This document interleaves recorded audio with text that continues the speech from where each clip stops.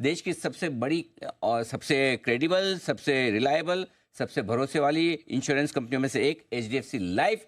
इनके एमडी और सीईओ विभा पडलकर जी हमारे साथ कार्यक्रम में शामिल हो रही हैं। विभा जी, बहुत बहुत धन्यवाद। बजट के बड़े दिन आपने हमें समय दिया। कुछ बड़े ऐलान हुए हैं आपके सेक्टर को लेकर, तो हमने सोचा कि एक बार आपसे जाना जाए। एक तो यूलिप को लेकर जो बदलाव हुआ है, क्या बदलाव हुआ है ये जरा समझाएं, और उसका क्या असर इंश्योरेंस सेक्टर पर पड़ेगा ये भी बताएं। धन्यवाद। दो चीजें हैं इसमें। एक तो जो हुआ था पहले इन 2021 यूनिट लिंक्ड में कुछ बदलाव आए थे, वेर इन प्रोस्पेक्टिवली तभी policies below annual premium below 2.5 lakhs were tax free. Policies above 2.5 lakhs were taxed and taxed as capital gains tax. लेकिन पॉलिसीज जो इसके पहले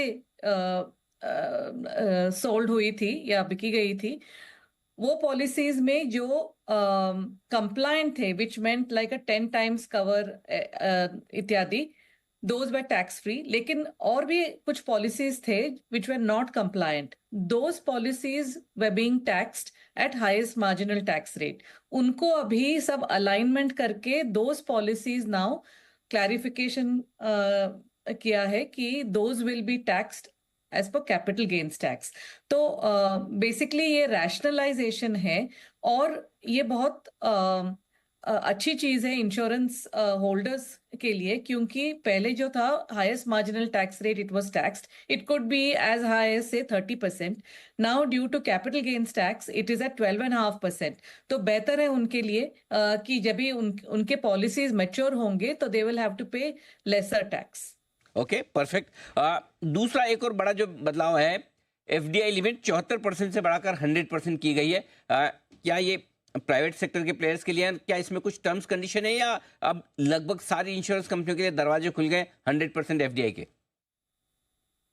दरवाजे तो खुल गए क्योंकि होपफुली हम और भी ज्यादा कैपिटल अट्रैक्ट कर सकते हैं इनटू आवर सेक्टर। लेकिन इसके लिए एक कंडीशन डाली गई है कि all the premium should be in India. आजकल तो 100% of our premiums are in India, लेकिन we'll have to wait and see कि गवर्नमेंट के मन में क्या है for having specifically put in a criteria like this. लेकिन ओवरऑल तो पॉजिटिव ही है, because hopefully over a period of time we will attract more and more capital. जैसे कि रेगुलेटरी स्टेबिलिटी जब भी आ जाएगी सेक्टर में, तो I am sure that it will be a very good investment destination. और एक और जो मैंने खबर सुनी वो ये इंडिया पोस्ट को लेकर के, इंडिया पोस्ट भी शायद अब इंश्योरेंस प्रोडक्ट से रिलेटेड कुछ सर्विसेज शुरू करने वाली, मतलब अब देश के हर पिन कोड में पहुंच जाएंगे आप?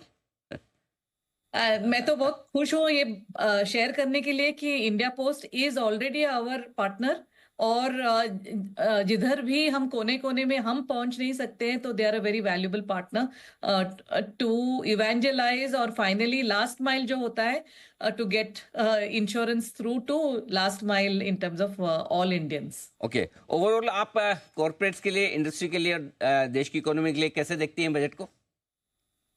बहुत ही प्रोग्रेसिव है। और एक तो हेडलाइन आइटम है लोअर पर्सनल टैक्स, लेकिन वो अगर अब हम साइड में रखें फॉर अ मोमेंट,